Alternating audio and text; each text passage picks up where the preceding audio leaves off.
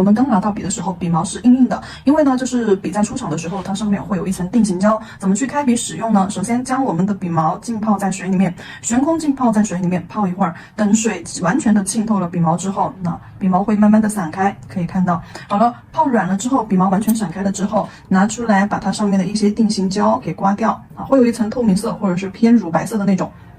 这样给它刮掉，清理一下笔毛。好，然后再在清水里面涮一涮，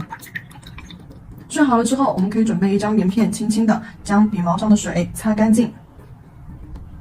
好，这个时候我们就可以正常的去湿笔、控水啊，取色。颜色的取用的话，将笔打湿了之后，可以沿着杯边刮一下，笔上水不要残留太多，轻轻的啊，在调色盘里面左右。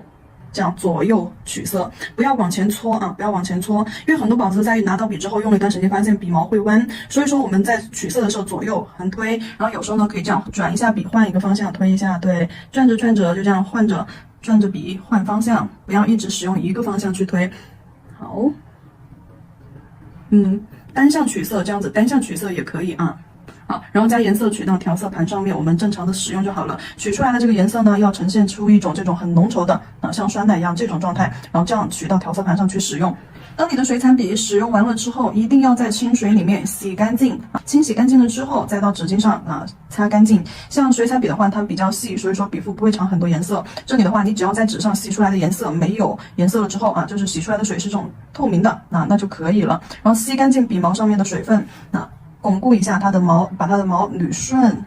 好，捋顺，然后平放到桌面上。我一般呢就是平放到桌面上，放到一边，就等它自然的风干。如果当我们的笔出现这种一两根炸毛的情况，不要去选择拔毛不要去选择拔毛，要分出来，把它这个毛毛分出来，然后呢用我们的剪刀沿着它的根部剪掉。